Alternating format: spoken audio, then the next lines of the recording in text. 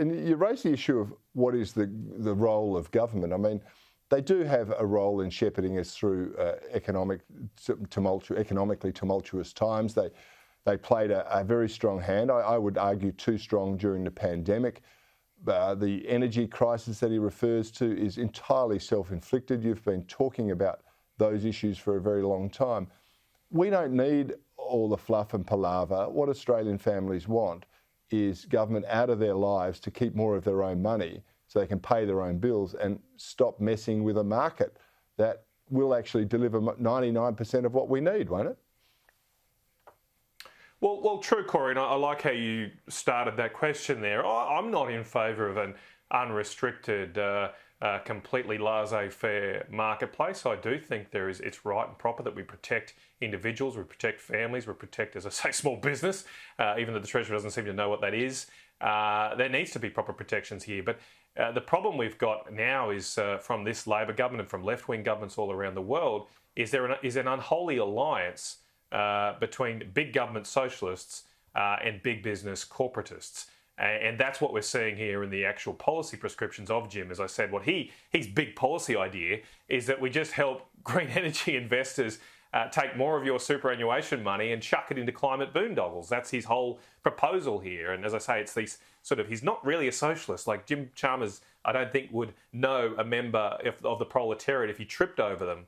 But he does know big business. He knows the big boardrooms and the big executives, knows them all on a first-name basis.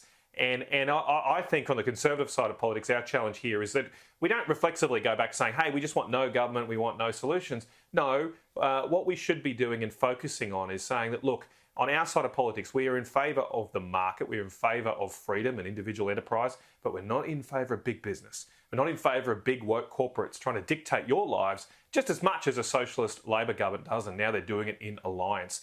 Our policy prescriptions should be about how we unleash individuals, small businesses, help people establish and provide for their families so they can have kids and pass that on to the next generation of Australians. If we came up with that kind of policy prescription, I think it's what people need right now. We don't need to set up artificial battle between the market and socialism. It's not about that. It's about the people against big businesses, big unions and big government. Yeah, it's a really good point. And so let's redefine that. You've got this unholy alliance between big or corporate interests and the corporatists and big government interventionists. They're working together basically to control the information flow, to, I guess, make things as difficult as possible for smaller businesses to go in and compete. They want families just to be workers, economic units for them, and to keep on the treadmill and spend and just keep living their lives and generating wealth up the line. This is not what capitalism was meant to be about. You know, capitalism was supposed to reward people for providing and satisfying the needs of others. Now, what hope is there for, mum and dad who want a better life for them and their kids in this country if it's going to be controlled by the elites? Well, that's up to us, Cory. I very much believe we can defeat the wokeocracy who does want to control our lives and turn us into just perfect consumers and workers. Their vision for people's future is to sit behind a cubicle for 8 hours a day, churning out spreadsheets and PowerPoint slides, and somehow that is the apogee of human existence for you. Rise that corporate ladder, and then yes, go and spend your money on Amazon and get it delivered by drones to your household when you get home. That's one vision of the future. I actually think people much want a future where they can afford their own home. They can have the resources to start their own business. And with those resources, most importantly, Cory, they can have their own family.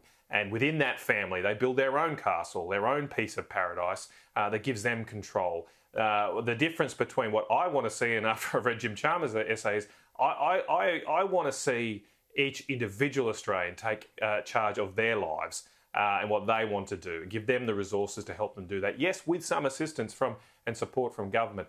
Jim Chalmers instead wants to have government tell you what you need, and apparently the most important thing you need right now is for a big green investor to come and give you some solar panels and wind turbines, whether you like it or not. Yeah, that's not the future we need. I'm signing up to the Matt Canavan vision of the future, which is about prosperity for the people.